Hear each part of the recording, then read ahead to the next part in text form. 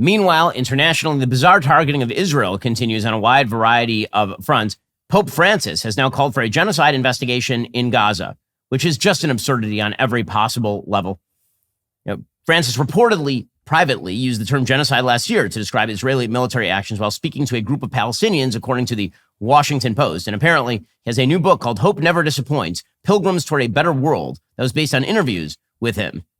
And Francis is quoted in the book as saying, according to some experts, what is happening in Gaza has the characteristics of a genocide. Okay, that is idiocy on the highest possible level. But then again, Pope Francis has expressed a wide variety of views that can only be declared idiocy throughout his tenure as Pope. That does not mean everything that he says is stupid, obviously. Many of the things he says, I think, are quite wise. International relations do not fall into that category. He has said a wide variety of foolish and counterproductive things. But that, again, is because Pope Francis has strong tendencies, shall we say, toward liberation theology, which is essentially Marxist-inflected Catholicism, which is a real problem inside the Catholic Church.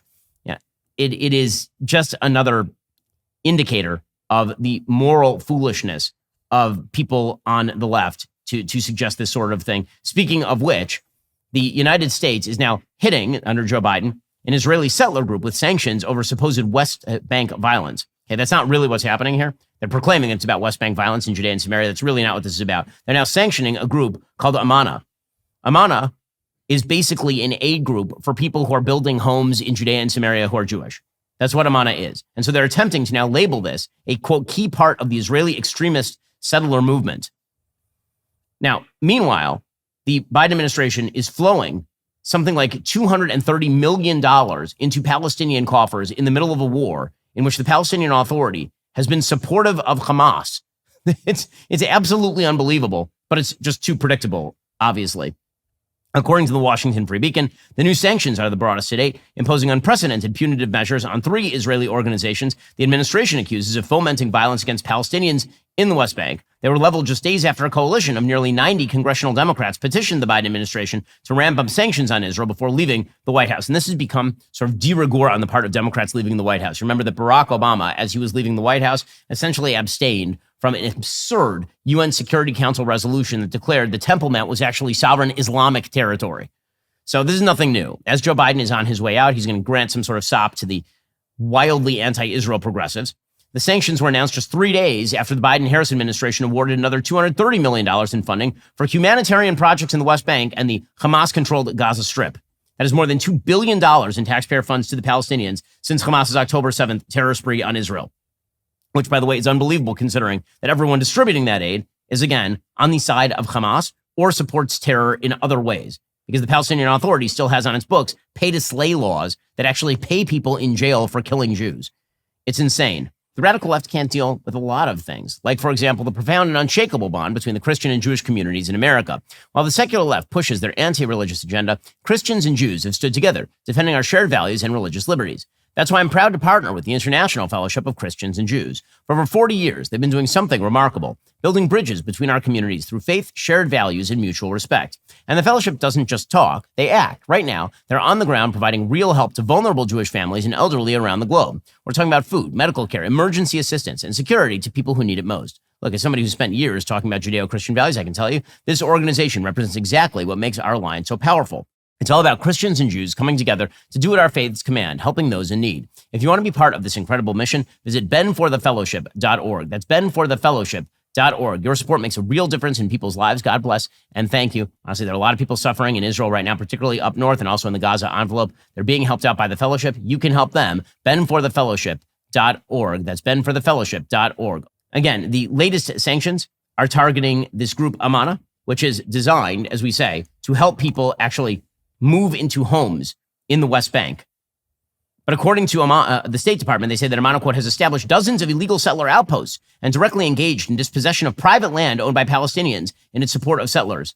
What do they mean by dispossession? They mean people like illegally grabbing like a home that's already legally owned? Or do they mean that these are disputed territories and both sides claim sovereignty over them, which is actually what's happening in Judea and Samaria? Okay, the reality is that Palestinians have been illegally building in the West Bank for a very long time. All you have to do is take a drive through the West Bank. You can see entire villages that have been illegally built there by Palestinians.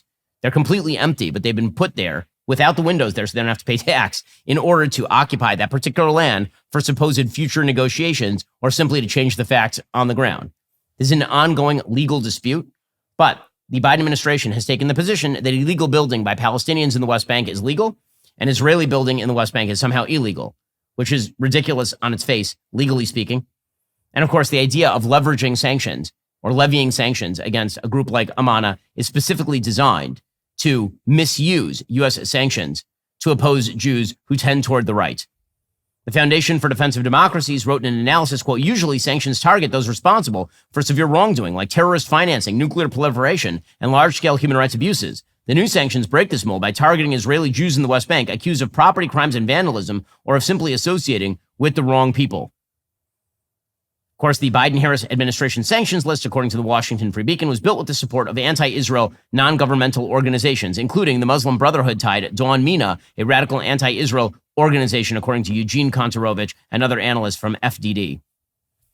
Not a shock at all. This is what they do. And of course, they're doing this to please their progressive base. Bernie Sanders has an entire piece in the Washington Post today calling for no more arms sales to quote-unquote Netanyahu. Okay, the United States does not make arms sales to Netanyahu. They don't make arms sales to any specific Israeli politician. That's not how arms sales work. Arms sales go to the ally. They go to the state. If we make an arms sale to Ukraine, it's not going to Zelensky personally. That's not how any of this works. But Bernie Sanders is a moral moron, as always he has been. Meanwhile, they're doing this in the middle, by the way, of Hamas legitimately just stealing aid en masse. According to the New York Times, over 100 aid trucks were stolen in Gaza by Hamas, according to the UNRWA, which is basically a Hamas front group. Somehow, of course, the New York Times finds a way to blame this on Israel because that's the way all of this always works.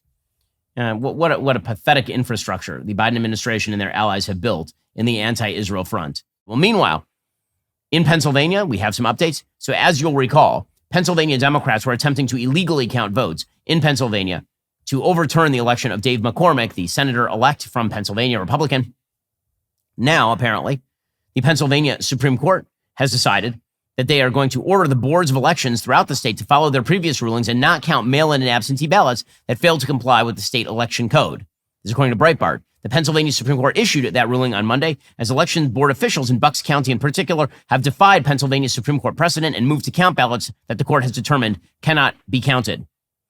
So that at least is a piece of good news. It is insane that the people who were illegally counting ballots were not arrested for the crime of having done so.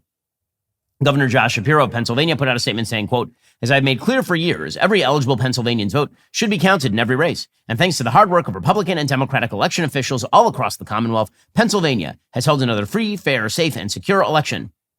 As counties continued counting ballots from the 2024 general election and a mandatory statewide recount begins in the U.S. Senate race, they were confronted with the lack of legal clarity surrounding undated mail-in ballots that caused significant confusion and put counties in a challenging legal position. Given this lack of clarity, county officials in each of our 67 counties were damned if they did and damned if they didn't. That, of course, is a lie. It is not even remotely true. Democrats were just illegally counting ballots, and Josh Shapiro should not lie about that, especially if he considers himself a sort of pragmatic Democratic moderate with hopes for a political future. Don't lie about illegally counting votes if that is your thought. Are you tired of the lies and the twist of the mainstream media talking points? Yeah, me too. Join me in my newest series, Fact, where I dismantle and bring truth to this tiring mainstream agenda.